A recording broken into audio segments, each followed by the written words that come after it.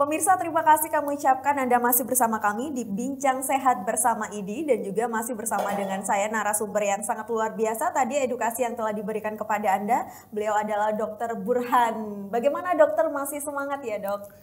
Masih semangat untuk kepentingan edukasi masyarakat. Nah, ini semangat. Karena hanya melalui seperti ini ya dok ya, bisa memberikan edukasi kepada masyarakat secara luas. Nah tadi ada pertanyaan yang belum dijawab oleh dokter, langsung saja dokter. Melanjutkan statement tadi bahwa bagaimana seandainya kalau wanita itu, pasangannya itu sedang mengalami menstruasi. Sebetulnya kalau dari beberapa literatur yang ada itu, jadi ini ada beberapa pendapat sih, ada dua pendapat secara garis besar. Ada yang mengatakan itu boleh, ada yang mengatakan itu tidak boleh. Mereka yang mengatakan itu boleh karena mereka itu berdasarkan pendapatnya adalah karena sebetulnya menstruasi itu adalah sebuah proses alamiah yang terjadi pada seorang wanita. Jadi itu adalah proses pelunturan daripada dinding kandungan yang itu terjadi secara normal karena proses daripada hormonan, hormon perempuan ya. Jadi darah yang keluar sebetulnya itu bukan darah kotor. Jadi sama dengan perdarahan-perdarahan yang terjadi di tubuh kita di tempat yang lain. Karena itu bocornya pembuluh darah. Ya. Nah, kemudian dari mereka yang berpendapat bahwa itu tidak boleh. Satu, itu memang berpikiran berdasarkan aturan keagamaan. Ya, kemudian ada beberapa yang juga mengaitkan dengan proses-proses yang terjadi karena pembuluh darah itu terbuka. Dikhawatirkan nanti kalau ada barang asing masuk ke situ, terutama nanti itu sperma yang masuk ke sana itu tidak bersih, tidak sehat, atau alat vital daripada laki-lakinya itu tidak bagus, tidak sehat, tidak bersih, itu akan menularkan penyakit di situ. Nah, semua pendapat ini memang terjadi. Sekarang kembali kepada kita semua yang nanti akan melakukan itu.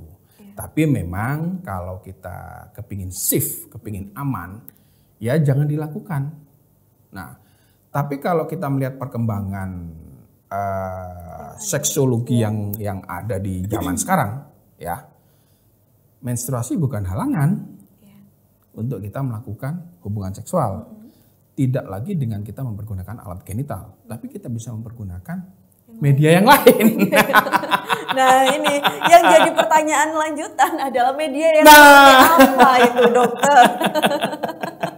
ya jadi memang kalau kita membahas masalah hubungan seksual itu memang sekarang itu dengan adanya era modern seperti zaman sekarang, bahwa seks itu bukan lagi kita berpikir kalau dulu bahwa mindsetnya masyarakat berpikir hubungan seks itu kan berpikir bahwa besar dan kecilnya atau sempitnya alat kelamin.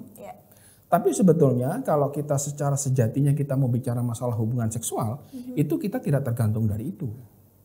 Ya. Jadi masih banyak alat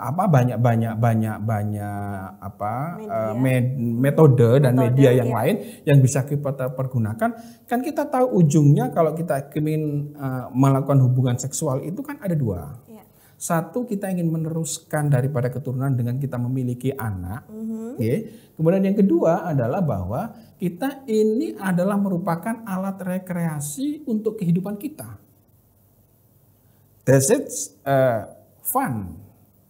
Ya, itu rekreasi paling murah dan paling aman dan paling enak gitu. Dan kalau di agama itu kalau dilakukan dengan pasangan kita mendapatkan pahala. Ya, dok. Nah, gitu loh. Nah, disinilah yang sekarang tergantung bagaimana cara berpikir kita dan budaya kita bisa memahami seks itu dari sudut pandang mana dan bagaimana kita itu bisa mengimplementasikan daripada pengetahuan kita, budaya kita kepada keinginan kita untuk melakukan hubungan seksual. Nah, kita itu mau kemana? Mau mencari keturunan? Apakah kita mau mencari rekreasi? Nah, kalau kita bicara mencari keturunan, harus alat vital dengan ketemu alat vital. Di situ harus bisa bagaimana telur bisa dibuahi oleh sperma. That's it, itu seperti itu. Tapi kalau kita rekreasi, enggak dong. Malah kan harus dicegah, jangan sampai menimbulkan keturunan. Ya, dengan kondom misalnya, ya toh. Kemudian kita mempergunakan alat yang lain, ya kan? Ya, saya nggak bisa cerita di sini, nanti takut disensor ini ya. Jadi itu harus ada sesi khusus untuk bicara masalah itu. Dan pemirsanya juga harus khusus gitu. Dan yang wajib dicegah adalah rekreasi dengan pasangan yang lain ya, Dok, seperti itu. Nah, itulah sekarang yang jadi kenapa tadi kita bicara di sini, kita mengedukasi kepada masyarakat bahwa penyakit menular seksual. Jadi di sini kita tegaskan bahwa penyakit ini kembali lagi kita tegaskan bahwa penyakit yang ditimbulkan akibat hubungan seksual. Nah, tentunya di antara satu pelaku ini mereka itu sudah mengidap penyakit tersebut. Pasti satunya tertular. Ini yang disebut dengan pingpong fenomen. Jadi yang satu sehat, yang satu sakit, berhubungan. Ya, yang satu berobat satunya nggak berobat. Sing diobati waras, sing iki gak waras, kena mana, sesuk kena mana. Nah, itu namanya pingpong fenomen seperti itu. Makanya di sini harus ada kejujuran, harus ada keterbukaan, harus mau menceritakan apa adanya. Supaya kita mendapatkan pertolongan yang benar, mendapatkan diagnosa yang tepat, kemudian mendapatkan terapi yang benar. Itu dia yang wajib diketahui oleh para pemirsa ini. Nah, dokter, seperti yang tadi dijelaskan oleh Dokter Burhan, adanya gejala-gejala yang timbul dari penyakit menular seksual itu, apakah gejala tersebut sama, dokter, di penyakit yang lainnya? Secara umum, gejala yang timbul secara umum adalah seperti yang kita jelaskan. Adanya nyeri pada waktu kita mau buang air kecil, kemudian nyeri di alat vital, ada luka di alat vital, kemudian mengeluarkan cairan yang tidak seperti biasanya, ya. Tapi memang tidak semuanya muncul di dalam satu itu. Di antara beberapa gejala yang sebutkan ada di antara satu itu. Tapi di situ ada historinya. Historinya apa yang menentukan nanti adalah ya hubungan seksual itu tadi. Jadi misalnya kita tidak pernah melakukan hubungan seksual, tapi kita misalnya pada wanita sering mengeluarkan cairan yang tidak normal, mungkin itu keputihan, bisa disebabkan keputihan yang lain, bukan akibat penyakit menular seksual. Makanya kan bicara keputihan lagi juga pada wanita itu ada dua, ada yang normal, ada yang tidak normal. Nah, yang tidak normal inilah nanti yang perlu kita telusuri. Kita telusuri dari pengakuannya pasien, kemudian satu, dia berhubungan seks dengan siapa, kapan, di mana, itu perlu dijelaskan. Apakah tempat juga mempengaruhi, dokter? Mempengaruhi. Misalnya, kalau kita di rumah sendiri dengan pasangan sendiri kan aman. Tapi kalau kita di tempat lain, di tempat umum, apalagi di tempat jajan, beda lagi gitu loh. Nah, itu jelas, itu pasti berpengaruh gitu loh. Nah, hal-hal seperti itu harus disampaikan supaya kita nanti jelas untuk mendiagnosanya. Dan memang ada gejala-gejalanya yang spesifik pada penyakit tertentu. Misalnya seperti GO, itu jelas kalau pagi kencingnya sakit keluar nanah. Sifilis itu nyeri pada alat vital, ada luka yang sangat spesifik di alat vitalnya, baik laki-laki ataupun perempuan. Nah, itu ada kas, makanya tanda-tanda kas itu dokter sudah tahu. Tapi untuk meyakinkan itu butuh keterbukaan dan pengakuan dari pasien. Iya. Gitu loh. Kalau penyakit kutil kelamin sendiri itu seperti apa, dokter? Itu pun juga banyak macamnya. Kebanyakan itu disebabkan oleh virus atau jamur, ya. Jadi kalau mungkin dulu kita pernah mendengar istilah jengger ayam. Jengger ayam. Ya. Jadi memang bentuknya khas seperti jengger ayam kalau kita lihat secara dengan mikroskop besar. Dan itu tempatnya itu ada di sekitar alat kelamin kita, baik laki-laki ataupun perempuan. Nah, itu pun sama, itu penyakit menular seksual disebabkan karena hubungan seksual. Salah satu kena di situ, dia melakukan hubungan seksual, ada kontak di sana, nempel di situ, berkembang di situ. Ya. Baik. Dokter, kemudian kalau untuk penyakit yang lain, dokter, seperti halnya HIV dan lain sebagainya itu bagaimana itu, dokter? Nah, khusus untuk HIV ini kan disebabkan oleh virus. Nah, virusnya khusus untuk HIV ini menyerang daya tahan tubuh. Ya, jadi itu sifatnya sangat general sekali. Seluruh daya tahan tubuh kita itu terserang oleh virus itu. Makanya kenapa penyakit itu sangat heboh ya. Sampai hari ini pun masih dilakukan penelitian khusus bagaimana kita mencari drug of choice atau obat yang tepat pilihannya untuk hal tersebut. Walaupun sekarang memang sudah beberapa ditemukan, tapi yang katakan contoh yang disebut dengan drug of choice itu adalah obat panas. Jadi kalau kita panas dikasih paracetamol itu langsung turun. Nah, kita cari itu. Kemudian tipes dikasih obat tipes kolsansetin itu dia langsung hilang, langsung sembuh. Nah, sampai hari ini untuk HIV yang seperti itu nggak ada. Karena apa? Keluhannya dia itu secara umum. Karena kalau kita tahu pertahanan tubuh kita itu sudah kena serang, daya imunitas kita tubuh itu kena serang dan itu lumpuh, maka tubuh kita itu mudah sekali tertular oleh penyakit apapun. Jadi mulai dari ujung rambut sampai ujung kaki, ini mudah kita dimasuki oleh penyakit. Karena apa? Sudah daya tahan tubuh kita nggak ada, tentara kita nggak ada, udah lumpuh. Nah ini memang yang sampai hari ini yang sangat menakutkan. Dan ujungnya dari penyakit ini adalah kematian. Dan ini juga masih banyak sekali terjadi ya dokter ya di Yes, Indonesia. sampai hari kalau ini, di Jember sendiri gimana dok? Jember kalau nggak salah terakhir yang saya dapat datanya, itu kalau nggak salah masuk 10 besar Indonesia deh. Masuk 10 besar masih ya dok? Iya, di Jawa Timur mungkin kalau nggak salah itu 3 besar. Waduh. Iya benar. Jadi itu penelitian terakhir yang saya dapat dan itu sudah diekspos di media massa. Ya, saya nggak salah pada waktu saya masih aktif menjadi salah satu pembicara di salah satu radio mengenai penyakit masalah seksualitas ini. Yang terakhir yang saya dapat, memang saya tidak update sampai hari ini ya. Tapi pada waktu itu Jember itu sudah jadi perhatian nasional, masuk 10 besar nasional bahkan di Jember. Dan memang pada saat waktu saya masih ada di Rumah Sakit Jember Klinik ya, itu kasusnya cukup banyak. Dan di Jember pun itu cukup banyak. Dan kalau kepingin tahu datanya yang persis itu bisa datang di Rumah Sakit Dr. Subandi atau di Dinas Kesehatan. Di situ data untuk penyakit HIV di Jember itu ada. Atau mungkin di ID, kebetulan di sini ada sekretaris ID, nanti bisa minta data di situ ada. Data realnya di Jember itu bahwa memang Jember juga pernah menjadi perhatian penyakit HIV. Kalau untuk di penyakit yang lain dokter? Kalau seperti sifilis, gonoro, kemudian chlamydia atau herpes itu ya presentasinya sudah tidak terlalu besar. Karena apa? Itu penyakit mudah terkena dan mudah disembuhkan. Tapi kalau sudah HIV ya dokter ya? Kalau sudah HIV, nah ini tinggal tunggu saat tubuh kita itu bertahan sampai kapan.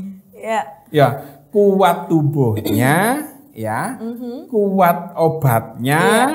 Kuat bandane. Gimana dok? Jadi memang khusus untuk HIV ini memang jadi perhatian sampai hari ini. Ya kebetulan kita kemarin kan kena COVID ini perhatian kita kan ke COVID semua. Ya, dok, karena memang dampaknya sangat masif, kebarengan di seluruh dunia dan jumlahnya sangat besar dan berdampak kepada ekonomi. Nah, tapi kalau penyakit HIV ini sejak dulu sampai hari ini sebetulnya kalau kita lihat data ini hebat loh, tingkat kematiannya juga cukup tinggi. Nah jangan salah, kita punya sumber-sumber potensi besar di Indonesia ini untuk HIV. Papua, Bali, kemudian kota-kota metropolitan yang pola hidupnya ini sudah modern. Bebas juga ya dan hedon. Nah itu yang memang karena penyakit ini juga berkaitan dengan gaya hidup, berkaitan dengan lifestyle. Nah inilah yang memang harus perlu kita perhatikan. Ya memang sekarang kalah trending dengan COVID gitu, karena ini jadi perhatian dunia. Tapi sebetulnya penyakit ini sampai hari ini nggak turun loh. HIV ini nggak turun, masih. Dan kalau kita mau betul-betul perhatikan di sana, coba lihat datanya nanti ada. Karena penyakit tersebut juga tidak dapat disembuhkan ya dok. Mungkin berkurangnya dari jumlah pasien yang sudah meninggal seperti itu ya dokter ya. Baik dokter, selain penyakit HIV, komplikasi di penyakit apa lagi yang komplikasinya menyebabkan kematian dari penyakit menular seksual itu sendiri dokter? Semua berpotensi. Kalau kita ingin, kenapa? Di sini kenapa sampai timbul potensi yang berbahaya? Karena kita tidak pernah menyelesaikan permasalahan ini dengan tuntas. Contoh ini secara garis besar ya. Pasien itu kalau dikasih obat untuk 5 hari atau 3 hari, minum obat 1 hari enak, yang 2 hari nggak diminum. Tidak diteruskan. Nah, itu dampak yang terjadi seperti apa, dokter? Penyakitnya semakin kuat nanti. Jadi kalau biasanya kita dengan antibiotik 500 mg selama 3 hari dia itu bisa mati, tapi dengan 500 mg dengan 1,5 hari atau 2 hari dia setengah mati. Tapi begitu dia potensinya hidup, dia lebih kuat. Kalau cuma 500, menter aku wis mari wingi kok aku cuma setengah mati. Nah inilah pola-pola seperti ini masyarakat juga harus diedukasi. Bahwa kalau dokter ngasih obat seminggu, ngasih obat 3 hari, habiskan itu. Karena sudah kita perhitungkan. Nah disinilah kadang itu masyarakat dari dokter karpe dewe. Karena merasa agak udah sehat enak, ya dokter ya. Udah selesai. Saya kemarin kan gini, itu sekarang enak, udah nggak ribet minum obat. Padahal itu udah dihitung sama dokter. Ya.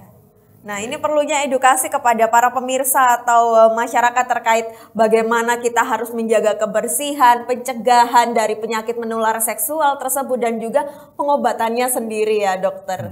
Nah dokter, di sesi terakhir dokter bisa memberikan himbauan, edukasi yang lebih detail kepada masyarakat agar sebagai upaya pencegahan dari penyakit menular seksual tersebut dokter, monggo. Hanya satu kata. Jangan lakukan hubungan seksual kalau kita tidak punya pasangan resmi. Dan yang kedua, jangan melakukan hubungan seksual dengan bukan pasangan kita atau berganti-ganti pasangan. Hanya itu pencegahannya. Wow. Tidak Luar lagi. biasa sekali. Dokter, terakhir, kapan seseorang harus melakukan pemeriksaan jika sudah teridentifikasi gejala-gejala yang seperti dijelaskan dokter tadi? Secepatnya. Jadi begitu kita sadar, kita kemarin pernah melakukan hubungan seksual, kemudian timbul gejala itu, jangan tunggu terlalu lama. Kalau masih bisa meriang sedang berobat, jangan menunggu panas. Meriang saja sedang berobat. Jadi artinya pengobatan itu lebih cepat, lebih baik. Jangan nunggu, karena kita kan begini. Kadang-kadang lega sampai nemen. Saya punya temen namanya itu Cak Londo gitu loh. Gimana dokter? Ya gitu, kalau sakit itu baru dia telepon saya kalau kondisinya sudah setengah mati. Sudah setengah mati.